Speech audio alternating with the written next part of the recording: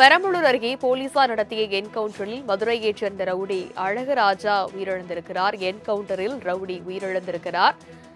Rowdy வெள்ளைக்காளியை வெடிகுண்டு வீசி கொலை செய்ய முயன்ற வழக்கு தொடர்பான விசாரணை நடைபெற்று வரக்கூடிய சூழலில் என்கவுண்டரில் ரவுடி உயிரிழந்திருக்கிறார். அண்மை செய்தியாக பார்த்து வருகிறோம். விவரங்களை செய்தியாளர் வசந்தகுமார் விவரிக்க கேட்கலாம். வணக்கம் வசந்தகுமார், இந்த என்கவுண்டர் சம்பவமானது எப்போது நிகழ்ந்தது? விவரம் என்ன? பெரம்பலூர் மாவட்டம் திருமாந்துறை அருகே உள்ள பிரபல ரவுடி வெள்ளைக்காளி என்பவரை நீதிமன்றத்தில் ஆஜர்படுத்திவிட்டு மீண்டும் சென்னை புழல் சிறைக்கு அழைத்துச் சென்ற போது 10க்கும் மேற்பட்ட நபர்கள் நாட்டு வெடி குண்டு வீசி வெள்ளைக்காளியை கொலை செய்ய முயன்ற சம்பவம் 2 நாளைக்கு முன்பு நடைபெற்றது. அதனைத் தொடர்ந்து பெரம்பலூர் மாவட்டம் அல்லாமல் தமிழகம் முழுவதுமே பெரும் பரபரப்பை ஏற்படுத்தியது. இந்த நிலையில் சம்பவத்தில் தனிப்படை அமைத்து குற்றவாளிகளை தேடி வந்த நிலையில்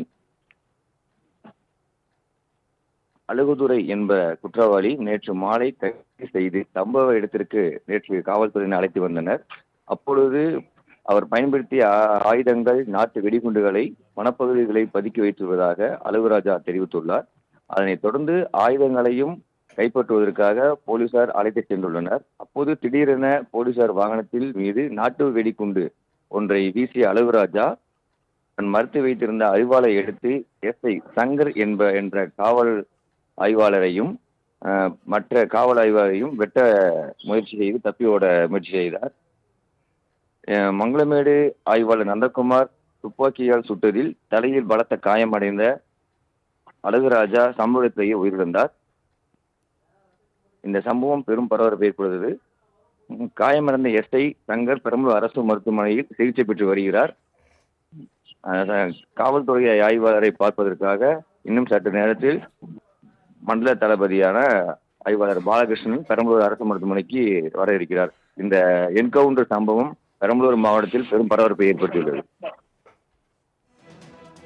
விவரங்களுக்கு நன்றி வசந்தகுமார்.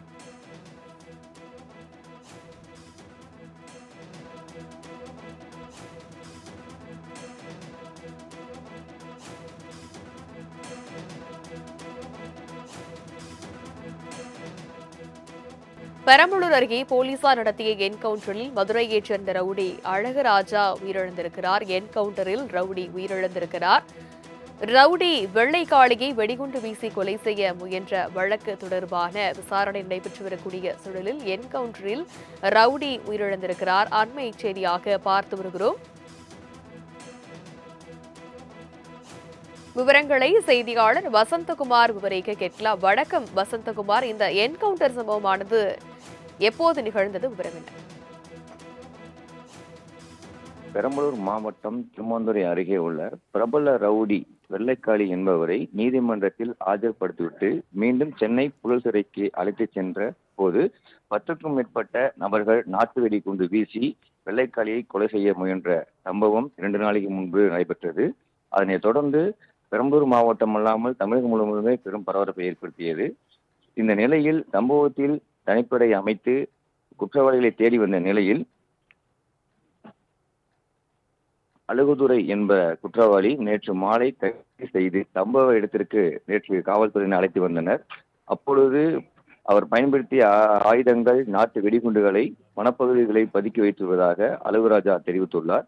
அதனைத் தொடர்ந்து ஆயுதங்களையும் கைப்பற்றுவதற்காக போலீசார் அழைத்து சென்றுள்ளனர். அப்போது திடீரென போலீசார் வாகனத்தில் மீது நாட்டு வெடிகுண்டு ஒன்றை வீசிய அழகுராஜா தன் மறைத்து வைத்திருந்த அறிவாளை எடுத்து எஸ்ஐ சங்கர் என்ற காவல் ஆய்வாளரையும் மற்ற காவல் ஆய்வாளரையும் வெட்ட முயற்சி செய்து தப்பியோட முயற்சி செய்தார்.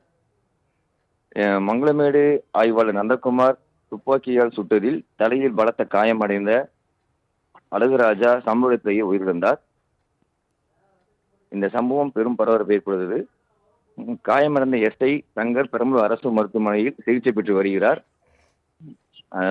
காவல்துறை ஆய்வாளரை பார்ப்பதற்காக இன்னும் சற்று நேரத்தில் மண்டல தளபதியான ஆய்வாளர் பாலகிருஷ்ணன் பெரம்பலூர் அரசு மருத்துவமனைக்கு வர இருக்கிறார். இந்த என்கவுண்டர் சம்பவம் பெரம்பலூர் மாவட்டத்தில் பெரும் பரபரப்பை ஏற்படுத்தியுள்ளது. விவரங்களுக்கு நன்றி வசந்தகுமார்.